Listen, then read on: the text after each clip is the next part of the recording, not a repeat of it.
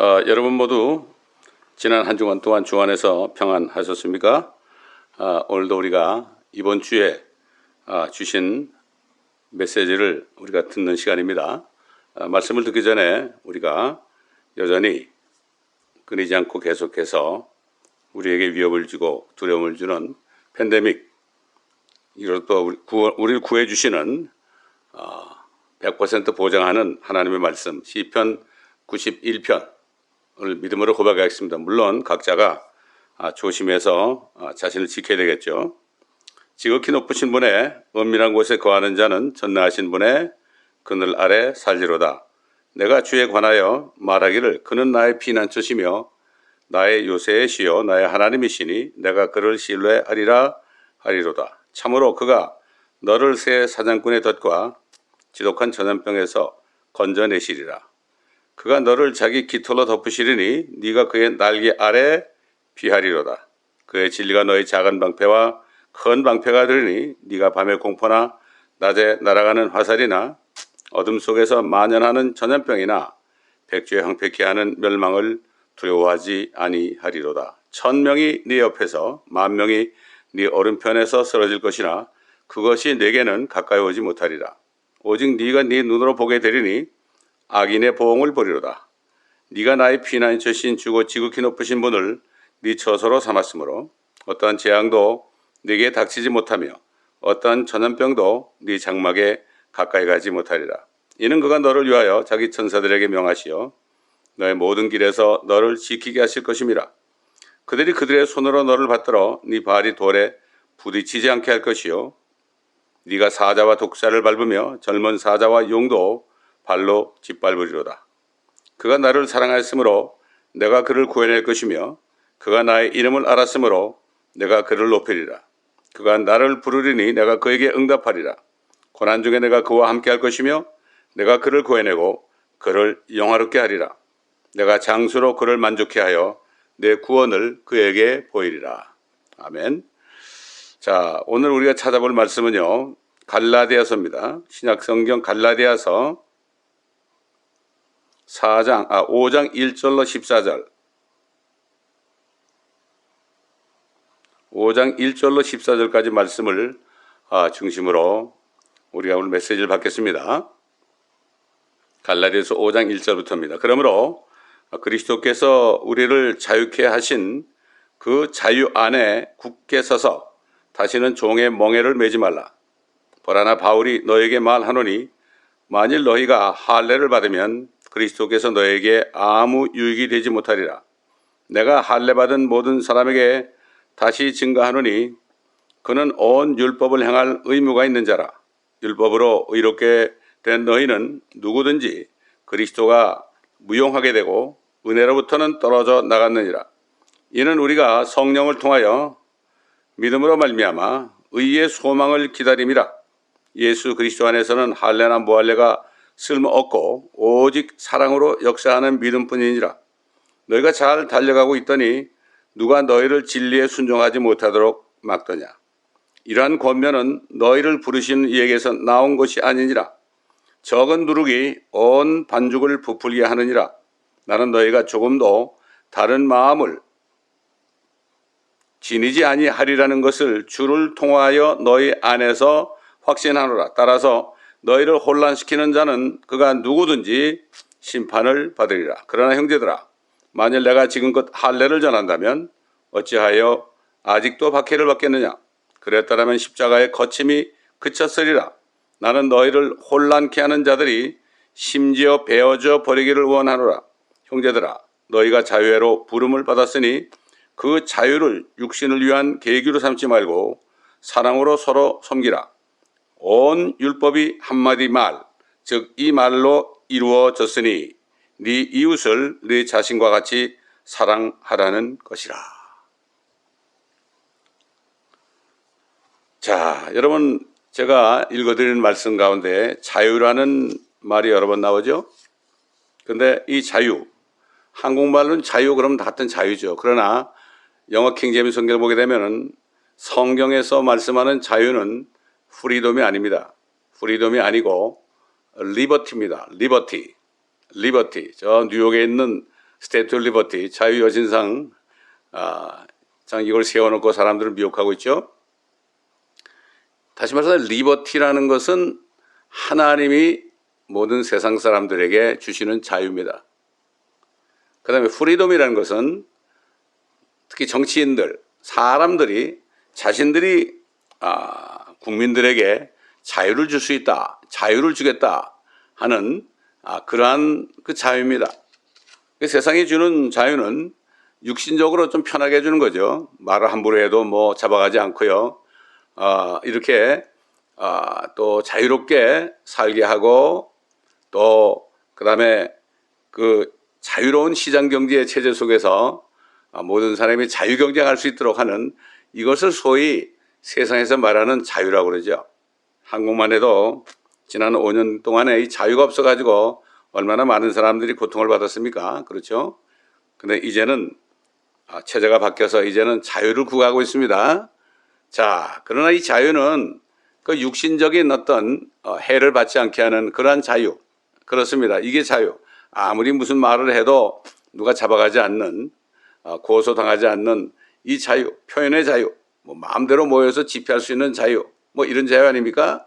또 어떤 거 있습니까? 미국 같은 경우는 뭐 한 10년 동안 불법 체류를 있는 사람들을 어떤 새로운 대통령이 나타나가지고 사면해 주겠다. 이걸 파던 그러죠. 파던, 사면. 이렇게 하는 것들, 그 세상 정치인들이 줄 수 있는, 주겠다고 약속하는 자유, 이거는 다 육신적인 자유입니다. 그러나 그래도 세상에 살 동안에 그런 자유를 누릴 수 있을지 몰라도, 육신적으로 그럴지 몰라도 결국 죽음을 피할 수 없죠. 또 죄를 피할 수 없죠. 저주를 피할 수 없죠. 그런데 하나님이 주시는 자유는 소위 리버티입니다. 리버티. 그래서 사도 바울은 그리스도께서 우리를 위하여 자유케 하신 그 자유 안에 굳게 서라. 그리고 다시는 종의 멍에를 맺지 말아라. 종으로부터 풀려나는 게 자유 아닙니까? 링컨 대통령이 옛날 노예 해방했잖아요. 자유를 줬죠. 이것도 하나의 자유, 프리덤입니다. 그러나 하나님의 말씀에서 말씀하시는 그 자유는 다른 겁니다. 이걸 우리가 바로 알아야 돼요. 하나님이 말씀하신 자유, 그 리버티, 이 리버티를 다른 말로 표현한다면 이것이 바로 복음입니다. 이것이 바로 복음이다. 옛날에 그 아브라함에게 그랬죠. 너희는 모두 난지 8일 되면은 모든 남자는 다 나와서 할례를 받아라. 그랬죠. 근데 그 할례라는 것은 뭔가, 할례를 받지 않으면 모든 민족, 너희 민족 가운데서, 이스라엘 민족 가운데서 끊어질 것이다 그랬어요. 그랬는데 결국 할례를 받게 한 이유는 율법을 지킬 의무를 준 거예요. 아브라함 때 할례를 받게 했잖아요. 근데 이제 결국 모세를 통해서 시내산에서 십계명을 비롯한 모든 율법을 또 규례를 이런 것들을 계명들을 줬죠. 그렇기 때문에 그들은, 이스라엘 백성들은 그 할례를 받았기 때문에 모두가 이 율법을, 계명을 이런 것들을 전부 지키지 않으면 안 됐어요. 돌로 쳐 죽었습니다. 자, 그러나 세상에 주는 자유는 사람이 죽는 것을 막을 수가 없죠. 죽음으로부터 자유를 보장할 수 없죠. 그래서 성경에 보게 되면은 오 사망아 너희 쏘는 것이 무엇이 어디에 있느냐? 또 오 음부야, 음부 무덤이죠. 너희 승리가 어디 있느냐?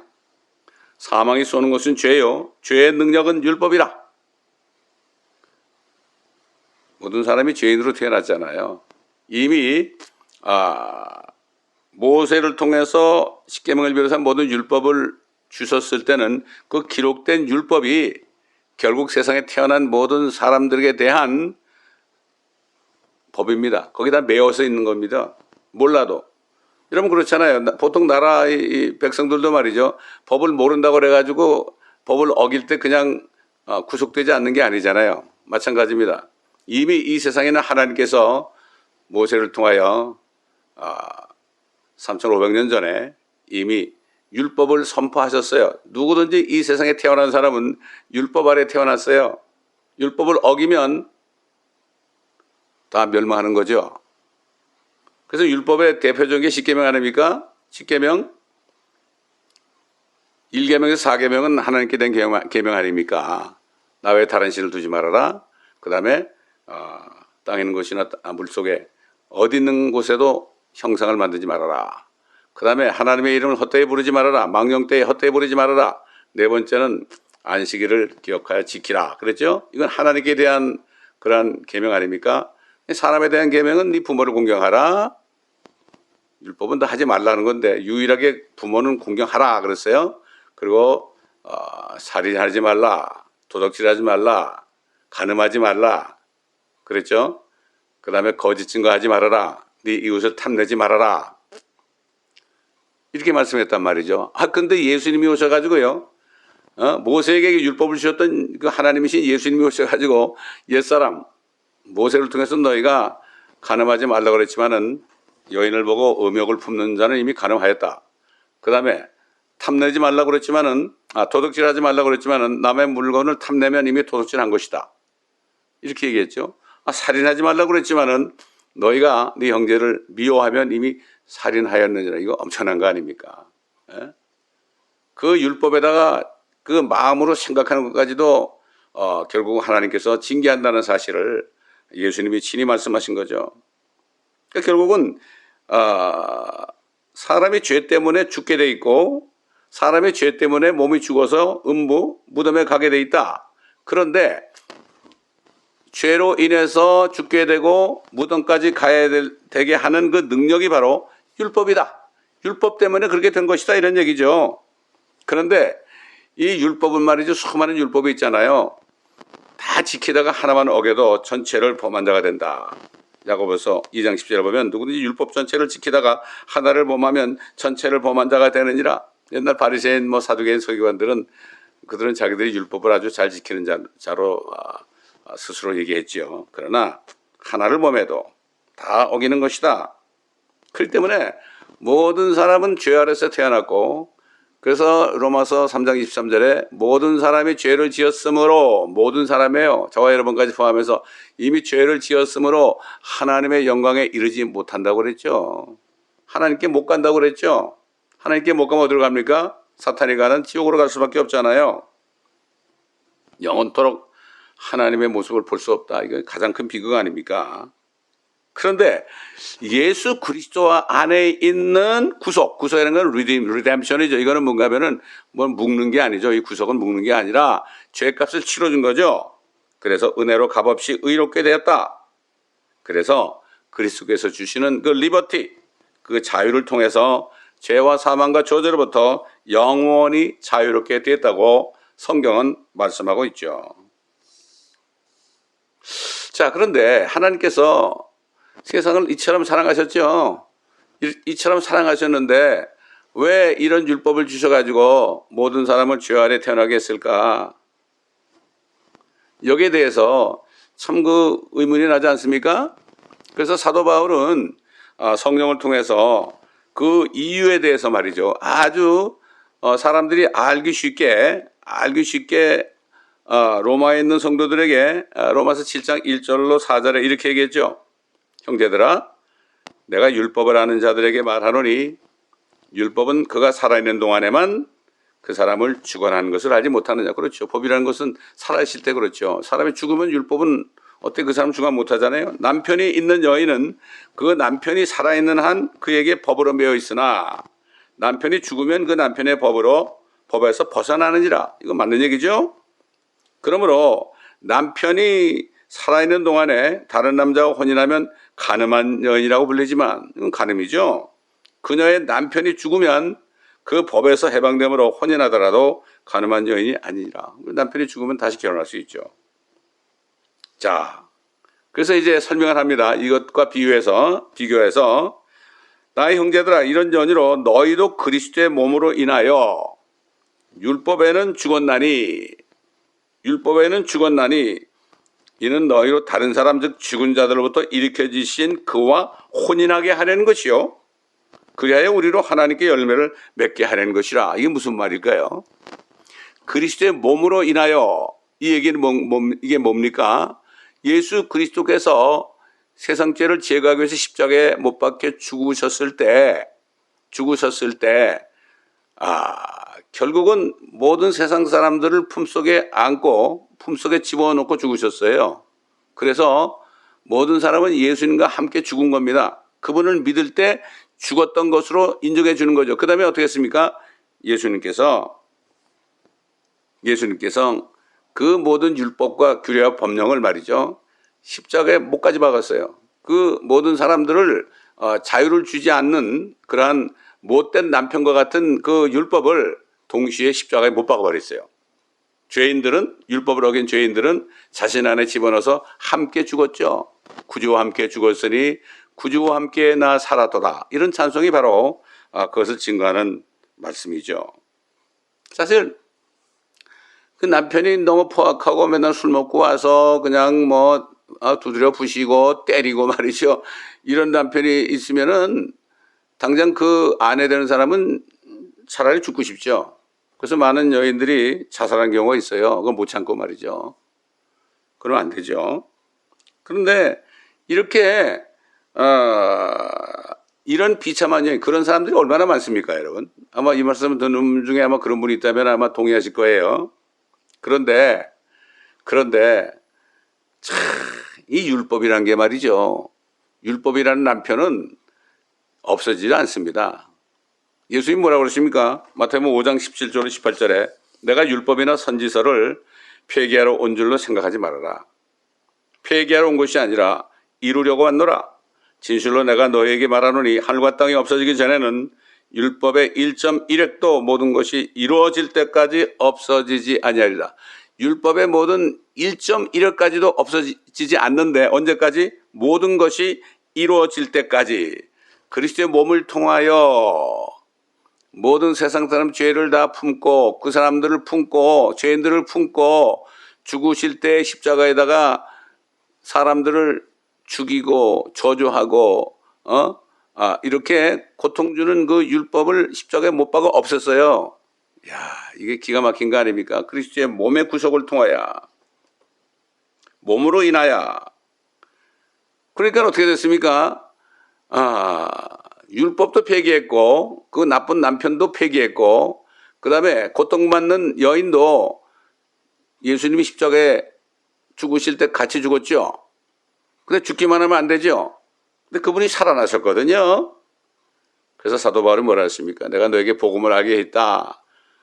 알게 한 것처럼 성경대로 그리스도가 우리 죄를 위하여 죽으시고 장사되셨다가 성경대로 셋째 날에 살아나셨으니 너희가 헛되이 믿지 않았다면 너희가 구원을 받은 것이다. 구원이라는 게 뭐죠? 이게 자유입니다. 이게 죄와 사망과 저주로부터 영원히 자유를 얻었기 때문에 하나님의 영광에 이룰 수 있는 겁니다. 이 얼마나 기가 막힌 얘기입니까?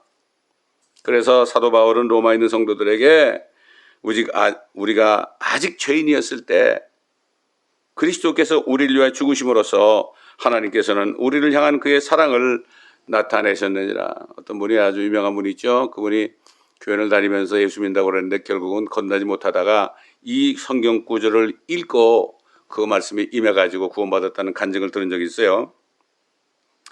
자, 모든 것이 이루어질 때까지만, 그때까지는 율법이 1.1획도 없어지지 않는다고 그랬잖아요. 그럼 모든 일이 이루어질 때가 언제부터 시작됐습니까? 여러분 잘 아시는 하나님이 세상을 이처럼 사랑하셔서 그의 독생자를 주셨으니, 독생자가 예수님 아닙니까? 예수님의 몸을 다 내줬죠. 그게 그분의 뜻이 이루어지는 시작이죠. 그래서 모든 세상 사람들의 죄를 다 전가받으시고 죽으실 때 그 모든 세상 죄가 없어졌죠. 그분을 믿을 때 그것이 이루어지는 거죠. 그래서 뭐라는가 하면은 예수 그리스도를 믿는 사람들을 율법으로부터 자유롭게 하신 거죠. 왜? 그분을 믿었다니. 그분이 율법까지도, 자신들을 괴롭히는 율법까지도 십자가에 못 박았다는 것을 믿고 또 그분이 부활하셨다는 것을 믿을 때, 그때 어떻게 됩니까? 그걸 알게 되고 믿을 때, 예수님이 나타날 때 예수님이 율법 대신에 나를 사랑하는 새 남편이구나. 나와 결혼하지 않겠느냐? 나를 영접하지 않겠느냐?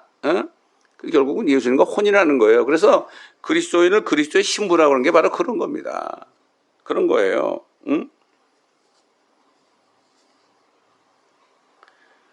자, 이 신비로운 거죠. 그래서 누구든지 그를 믿는 사람은 멸망하지 않고 영생을 얻게 하려 하심이니라.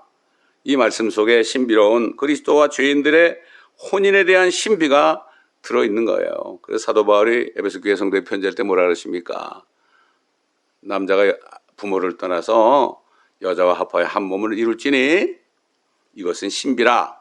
이것은 그리스도와 교회에 관한 얘기다. 예수 그리스도를 믿고 성령으로 거듭나서 하나님의 교회에 속한 사람들은 그리스도와 결혼한 사람들이다. 옛 남편이 죽지 않아가지고 고통 속에 살았는데 그 남편을 처리하신 그 예수님을 만나서 그 예수님은 사랑의 예수님 아닙니까? 괴롭히지 않는 예수, 자유를 주신 분 아닙니까? 그런 거죠. 예? 그러니까 우리가 죄와 저주와 사망 가운데 비참한 상황 속에서 사망의 골짜기를 헤매고 있던 어느 날 여러분 구원받으셨을 때 한번 생각해 보세요. 어느 날 주님께서 문을 두드려서 나타나셔가지고 열어보니까 딱 주님이 나타나셔가지고 이제 나와 결혼해 주지 않겠느냐? 내가 네 남편, 못된 남편, 율법을 내가 십자가에 못 박았으니까 이제 율법의 죄를 내가 다 내 몸에 전가받고 죽었다 살아났으니까 이제 새 남편 나에게 와주지 않겠느냐? 마치 말이죠. 고통받는 여인이 있는데 큰 고통 속에 있을 때 말이에요. 누가 문을 두드렸는데 열어보니까 백마를 탄 왕자 같은 분이 탁 나타나가지고 야 얼마나 고생했느냐. 이제 나와 결혼하자. 그럴 때 아멘.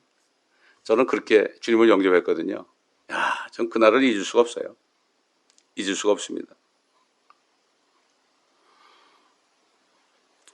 옛날 그 갈라디아 교회 성도들은 구원받은 다음에도 이걸 몰라가지고요. 계속 할례를 받는 사람이 있었어요. 그래서 사도행전에 15장에 보게 되면은 그 당시에 이제 이방인들까지도 구원을 받고 막 기뻐할 때 바리새인으로 있다가 율법을 지키던 바리새인들의 입장에서 구원받은 사람들 있잖아요. 이런 사람들이 그래도 저들에게 할례를 받게 되지 않겠느냐 그랬죠. 그때는 시대가 변했죠. 율법 시대로부터 이제는 은혜 시대로 막 바뀌는 그러한 과도기였어요. 혼란스럽죠. 그럴 때 사도들이 모여서 대화를 하는데 성령께서 뭐라 그랬죠? 이방인들 우상의 제물과 목매어 죽인 것과 그 다음에 피를 멀리하라. 또 음행을 멀리하라. 그랬죠? 이렇게 이걸 멀리하면 너희가 잘 될 것이다. 어떻게 저들에게 우리가 지키지도 못한 율법에 멍에를 세고 있느냐. 그러니까 사도 바울은 복음을 전할 때 이 하나님이 주신 참된 리버티, 자유를 선포하면서요. 이제는 할례 받지 말라고 그러니까 그래서 유대인들한테서 그렇게 박해를 받고 결국은 죽임을 당한 거죠. 결국은 주님과 결혼하니까 어떻게 되죠? 성령을 받으니까 어떻게 됩니까? 그러니까 이제는 무엇을 하지 말라가 아니라 옛날은 사랑할 수 없는 그 사람을 사랑할 수 있게 돼 있죠. 이런 사람은 뭐 간음하지 말라, 살인하지 말라, 거짓 증거하지 말라, 음행하지 말라 뭐 이런 말씀이 해당이 안 되는 거죠. 다른 신을 둘 리가 있습니까? 하나님의 이름을 헛되이 부를 수가 있겠어요? 그렇지 않습니까, 여러분? 이렇게 십계명이 이제는 상관이 없는 거죠. 계명들은 무엇을 하지 말라는 거예요. 네거티브죠. 그런데 이제 새로운 남편 예수 그리스도를 영접하고 그분의 신부가 되니까 그때부터는 어떻게 됩니까? 그때부터는 성령이 임하니까 성령의 열매를 뭐죠? 제일 먼저 9가지 열매 중에 사랑 아닙니까? 그 나머지 8가지도 전부 사랑 속에 포함되어 있는 거죠. 뭐 오래 참음과 믿음과 뭐 이런 것들 있잖아요.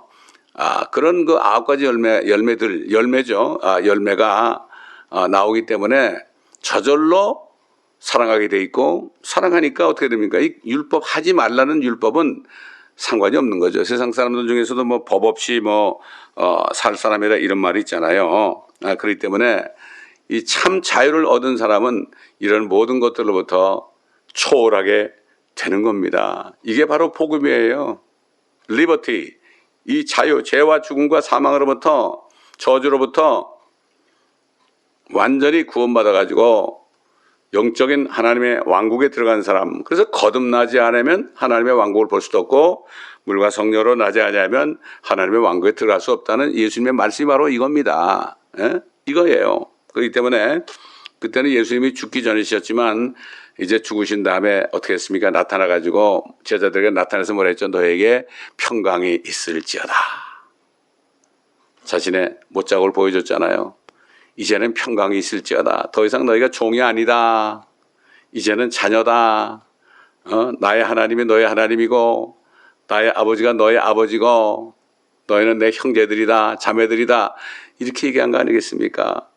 이 교회라는 것은 참 자유를 얻은 사람들이 모여서 주의 첫날에 요즘 말하면 일요일 날 모여서 정말 너무나 감사해서 경배를 드리고 찬양을 드리고 그 하나님의 말씀을 배워서 그 진리의 지식으로 가득 차게 되는, 그래서 모이는 거죠. 교회 모이는 게. 그렇지 않습니까, 여러분?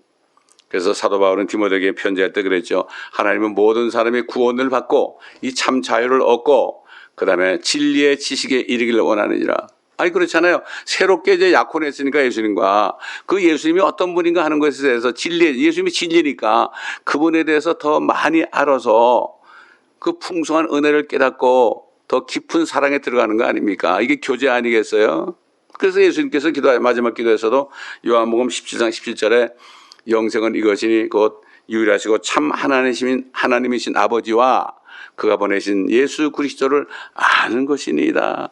예수 그리스도의 그 은혜를 알면 알수록 어떻게 됩니까? 헌신하게 되는 거죠. 제가 정말 주님을 만나가지고 참 자유를 얻고요. 성령을 받아서 막 사랑에 넘칠 때 매일 전도하고 그러니까요. 어느 날 주님이 나하고 같이 통역하지 않겠느냐 이런 음성을 주셔가지고요. 아멘 너무나 좋아가지고 주님을 따라서 지금까지 30여 년 동안을 따라왔습니다. 물론 부족하지만요. 자, 이렇게 율법 아래서 극심한 고통 속에서 살다가 죽을 수도 없고 율법 아래서 죄의 종으로 살다가 어느 날 갑자기 자신의 죄를 위하여 죽으시고 부활하신 예수 그리스도를 발견하게 되면서 그분을 믿게 되어 그분의 영, 그리스도의 영 성령을 받아서 그의 신부가 되고 하나님 아버지의 아들이 되어서 성령 안에서 의와 화평과 기쁨이 있는 하나님의 나라 왕국에 들어가게 된 것입니다. 약혼을 했으니까 이제 하늘나라에 갈 때까지는 속에 이루어진 성령 안에서 의와 화평과 기쁨의 그 삶을, 자유로운 삶을 누리시는 거예요. 죽음이 두렵지 않은 거죠. 죄와 상관이 없죠, 이제. 사랑하니까. 예수님께서 세 계명이 뭐라 그랬죠? 너희 하나님을 마음을 다하여 뜻을 다하고 성품을 다하여 목숨을 다하여 사랑하고, 이게 첫째 된 계명이고, 둘째는 이와 같이 너희 이웃을 네 몸과 같이 사랑하라. 사랑할 수 있는 거죠. 옛날 예레미야를 통해서 어느 누구도 그 당시 율법 시대에는 어느 누구도 선을 행할 수 없다 그랬죠. 에티오피아인의 그 검은 피부를 하얗게 만들 수 없고 또 그다음에 그 표범의 그 많은 반점들을 없앨 수 없는 것처럼 어느 누구도 선을 행할 수 없다. 모든 사람이 죄를 지었기 때문이다 이런 얘기죠. 그러나 지금은 예수 그리스도께서 자신의 뜻을 이루셨기 때문에 이제는 율법의 1.1회뿐만 아니라 율법 전체가 십자가에서 믿는 사람을 통해 폐기해 주신 거죠. 참 이 얼마나 좋은 소식입니까? 그래서 이 엄청난 사실에 대해서 사도 바울은 갈라디아에 있는 성도들에게 이렇게 증거했어요. 그 때가 차니 하나님께서 자기의 아들을 보내시어 여자에게 나게 하시고 율법 아래에 나게 하신 것은 율법 아래에 있는 자들을 구속하셔서 죄값을 치러주신 얘기죠. 우리로 아들의 신분을 얻게 하려 하심이라.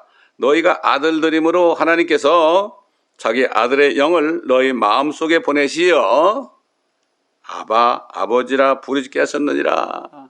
여러분 창조주 하나님을 아버지 부르십니까? 주님 부르십니까? 아바 아버지라 부르짖게 하셨느니라. 저희 어머님은 그냥 틈만 나면 아버지 주님 아버지 저도 그래. 저희 아내도 그러고요. 그러므로 너는 더 이상 종이 아니요 아들이니 아들이면 그리스도를 통한 하나님의 상속자니라. 로마서 8장에 보면은 하나님의 상속자가 되면 어떻게 된다고 그랬죠? 그리스도와 함께한 공동 상속자들이라 이렇게 말해죠. joint account다. 우리 주님 예수님 것이 내 것이고 내 것이 예수님 것이다. 한 몸이니까요. 그렇잖아요. 부부지간 그렇잖아요. 그런데 이 예수 그리스도를 통해서 이 엄청난 자유, 리버티를 받게 된 그리스도인들을 향해서 제발 이제부터는 더 이상 이전에 매어 있었던 초등학문으로 돌아가지 말아라. 유대인들을 향해서는 율법으로 돌아가지 말아라. 이방인들 향해서도 이 세상에서 배운 그런 초등학문으로 돌아가지 말아라. 철학으로 돌아가지 말아라. 다만 몸과 마음을 그리스도로 채워야 된다. 이렇게 간곡히 부탁했죠. 이 복음을 깨닫고 이 참 자유를 깨닫고 구원받는 사람도 참 그게 많지 않아요. 그래야 거듭나는데 사도 바울은 그 당시에도 사도 바울만이 그렇게 복음을 알고 복음을 전했지만 아마 대부분의 사람들은 요즘처럼 그렇지 않았던 모양이에요. 너희가 다른 예수나 다른 영이나 다른 복음을 잘 받아들이는도다 이렇게 얘기했어요. 그리고 뭐라고 그랬습니까? 사도 바울이 뭐라고 그랬습니까? 1만 스승이 있지만 성경을 가르치는 사람 많이 있지만 1만 명이나 되지만 나는 너희를 복음으로 낳았느니라. 복음을 전할 때 복음을 깨닫고 예수 그리스도를 모셔들어서 예수 그리스도와 혼인하여 참 그리스도와 한 몸이 될 때에 이때 성령을 받아서 너희가 하나님의 자녀가 됐기 때문에 내가 복음을 전해서 너희를 낳았다. 디모데 같은 사람은 아들이라고 그랬잖아요. 바울은 결혼 안 해서 아들이 없었잖아요. 그러나 디모데 보고 내 아들아 그렇게 얘기했죠. 여러분도 복음을 전해가지고요. 어떤 사람이 여러분을 통해서 구원을 받으면 영적인 아들이 되는 겁니다.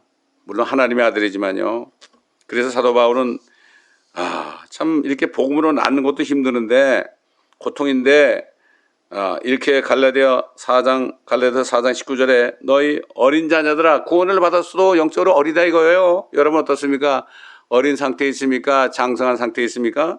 나의 어린 자녀들아 너희 안에 그리스도가 형성될 때까지 내가 다시 상고를 치르노라.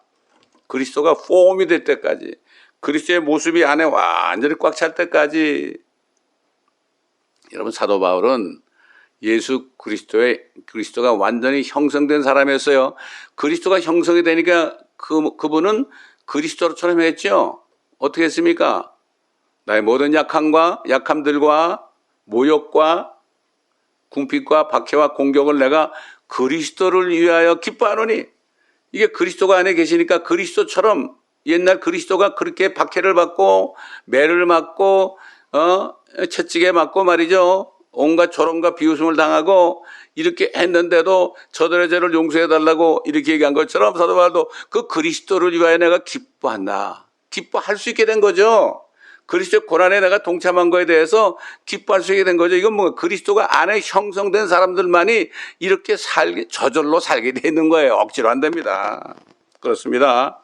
구원받아 그리스도와 혼인한 그리스도인들은 이제부터는 마음속에 그리스도로 가득 차서 그분의 형상이 안에 이루어질 때까지 그리스도에 관한 진리의 지식으로 몸과 마음을 충만하게 채워야 하는 것입니다. 사도 바울은 그 당시에도 이렇게 하려고 말이죠. 다시 한번 상고를 치른다 그래서 여러분 기억나세요? 사도 바울이 그냥 3년만 동안을 사람들을 이걸 가르쳤잖아요. 예수 그리스도에 대해서 가르쳤잖아요. 밤새도록 밤늦게까지 가르치니까 유두고란 청년이 창문에 이렇게 걸터 앉아있다가 말이죠. 꾸벅꾸벅 졸다가 바깥으로 떨어져 죽었잖아요. 그런데도 하나님께서 살려주셨어요. 3년 반 동안을 그렇게 열심히 가르쳤어요. 예수님도 제자들을 3년 반 동안 그렇게 가르쳤어요. 성령이 오시니까 그들이 그걸 깨달았죠. 그러나 사도 바울이 가르쳤던 사람들은 이미 성령이 오신 후기 때문에 많은 사람이 깨달았을 겁니다. 그래서 사도 바울은 그리스도의 형상으로 가득 차게 된 그리스도인들이 하늘에서 그리스도와 혼인식을 치르기 위하여 지금까지 약혼했으니까 나타나시는 휴거의 날에 있게 될 영광스러운 날에 대해서 이렇게 말했습니다. 여러분 야, 얼마나 기가 막힌 얘기입니까? 축복된 얘기입니까? 우리의 시민권은 하늘에 있으므로 우리가 그곳으로부터 오실 구주이신 주 예수 그리스도를 기다리고 있으니 복음을 깨닫고 예수 그리스도의 몸을 통해서 구원받게 되어 참 자유를 누리는, 그리고 성령을 받은 그리스도인들은 그분이 오실 날만은 기다리게 되어 있습니다. 이 참 자유를 그리스도를 통해 얻은 사람들은요, 평생 소원이 뭐죠? 주의 일 하다가 주님이 오실 때 주님을 영광스럽게 만나는 그 날만을 바라보고 있어요. 여러분, 주님 오시는 걸 바라고 있습니까? 정말 세상에 무엇보다도 그리스도의 오심을 정말 노심초사 매일매일 자면서도 바라고 있습니까? 그렇다면 여러분 자유를 얻으신 분입니다. 그리고 뭐라 했습니까? 그가 만물을 자신에게 복종시키는 그 능력의 역사로 인하여 우리의 천한 몸을 그분의 영광스러운 몸같이 변모시키리라. 주님이 딱 나타나실 때, 이름 부를 때, 부활할 때 말이죠. 살아있는 사람은 그냥 몸이 부활하고 그리스도 안에 죽은 사람들은 부르면서 일어나잖아요. 그때 어떻게 그리스도 몸처럼 변모됩니까? 안에 그리스도의 형상으로 꽉 차 있으니까 이 썩을 육신을 벗으면 누가 나타나요? 그리스도가 나타나는 거죠. 그래서 우리가 그날을 바라봐야 되는 거예요. 그래서 우리가 휴거를 기다리는 거예요. 그래서 우리가 천년왕국을 기다리는 거예요. 여러분, 그 찬송가 중에서 샤론의 꽃 예수라는 찬송가 있죠. 4절에 보면 뭐라 되어 있죠? 샤론의 꽃 예수 길이 피소서, 주의 영광 이 땅 위에 가득해. 주님이 오실 때요, 세상 모든 만민이 주 앞에 엎드려 경배하며 찬양하는 그때까지, 그날까지 길이 피소서, 이런 찬송지를 만든 겁니다. 이건 천년왕국 때 주님이 오실 때에 샤론의 꽃 같은 주님이 영원토록 길이 피소서 하는 이러한 간절한 소망의 그러한 찬양 시인 것입니다. 우리에게 주신 참 자유, 세상 정치인이 줄 수 없는 자유, 우리 주님이 죽으심과 부활하심을 통해서 우리에게 주신 이 참 자유, 리버티, 프리덤이 아니고 리버티, God given liberty, man given freedom. 이 프리덤과는 비교할 수 없는 것입니다. 여러분, 아직까지 이 리버티를 받지 못하셨다면 오늘 이 말씀을 다시 한번 새기시면서 오늘 문 밖에 서서 두드리시는 예수 그리스도의 음성을 듣고 이제는 고통 속에 살지 마시고 죄와 사망과 저주 속에 살지 마시고 문을 열어서 주님을 모셔드려, 내가 이제 주님을 영접하겠습니다. 내가 이제 주님과 혼인하겠습니다. 참 예수님만이 나의 남편이십니다. 이렇게 고백하는 여러분 모두가 되시기를 우리 구주 예수 그리스도의 이름으로 간절히 축원합니다. 기도하겠습니다. 아버지 하나님 감사합니다. 오늘도 성령님께서 말하게 하심을 따라 말씀을 증거했습니다. 아버지 하나님, 아직까지 참 자유를 받지 못한 분들, 죄와 사망과 저주로부터 완전히 구원받지 못한 분이 있다면 오늘 이 시간이 바로 구원받을 때요 은혜 받는 날이 되게 하여 주옵소서. 더 이상 고통받지 않고 모든 고통과 죄와 사망으로부터 구원하시기 위해서 십자가에 죽으시고 부활하신 그 예수 그리스도를 새 남편으로 받아들여 율법과 모든 법령들이 옥죄고 있는 이 세상에 더 이상 종의 형상으로 살지 않고 하나님의 자녀가 되는 축복을 누리는 한 분 한 분이 되게 축복하여 주옵소서. 감사드리며 우리 구주 예수 그리스도의 이름으로 간청하며 기도드리나이다.